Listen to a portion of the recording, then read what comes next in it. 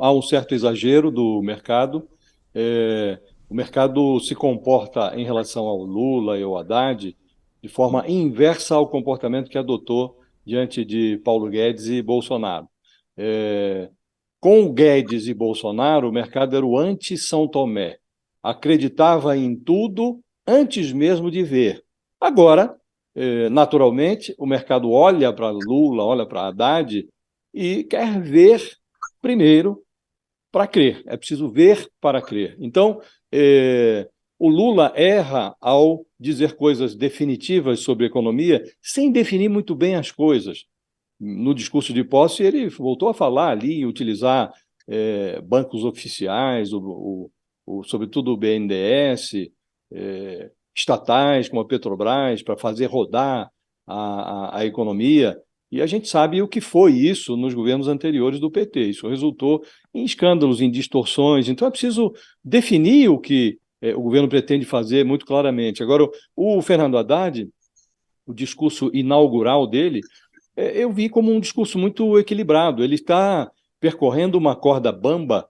De um lado, ele tem as necessidades políticas do governo, que quer investir, sobretudo na área social. Do outro lado, ele tem a necessidade de obter um equilíbrio fiscal. E ele fez um discurso equilibrado porque, primeiro, ele não recusa a ideia de que é preciso ter uma nova âncora fiscal. O teto de gastos, sabemos todos, já foi pelos ares, né? E aí ele fala em costurar uma nova âncora que seja ambiciosa e que, ao mesmo tempo, seja factível.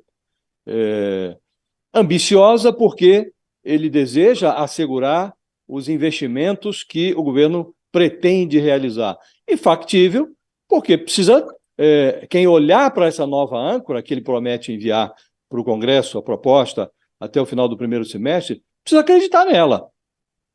Então, isso é meio óbvio ululante, né? Agora, ele faz inflexões para mostrar que a responsabilidade fiscal do governo Bolsonaro é uma fantasia.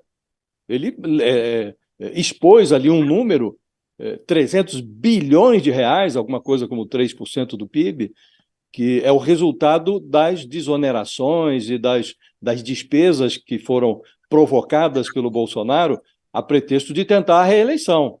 Bolsonaro explodiu as contas públicas para obter a reeleição. Não conseguiu, mas deixou lá. O buraco, segundo o Haddad, é de 300 bilhões de reais.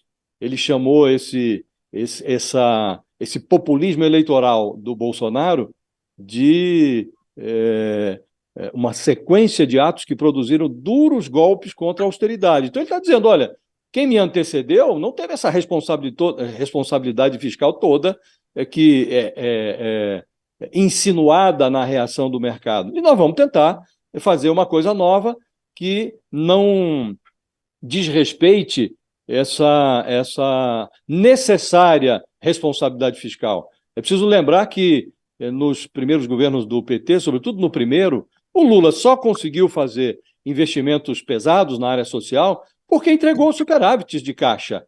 O Lula foi muito responsável do ponto de vista fiscal, sobretudo no primeiro mandato, e por isso ele conseguiu fazer os investimentos sociais que resultaram primeiro na melhoria da condição de vida dos brasileiros mais pobres e numa popularidade que ele teve. Ele saiu do governo, é preciso lembrar, com 84% de popularidade. Depois, a Dilma desfez o que o Lula tinha realizado. Mas ele fala ali coisas também que me soaram muito interessantes. Diz, olha, a gente tinha um posto Ipiranga, agora nós vamos ter uma rede de postos.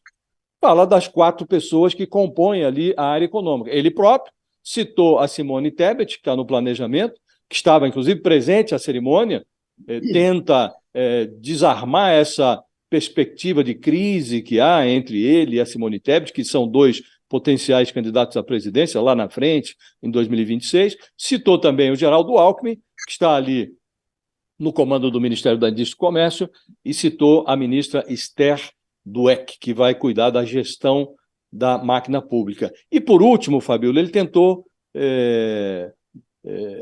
convencer as pessoas que o ouviam de que ele não é um intervencionista, não está ali para aventura, disse ele.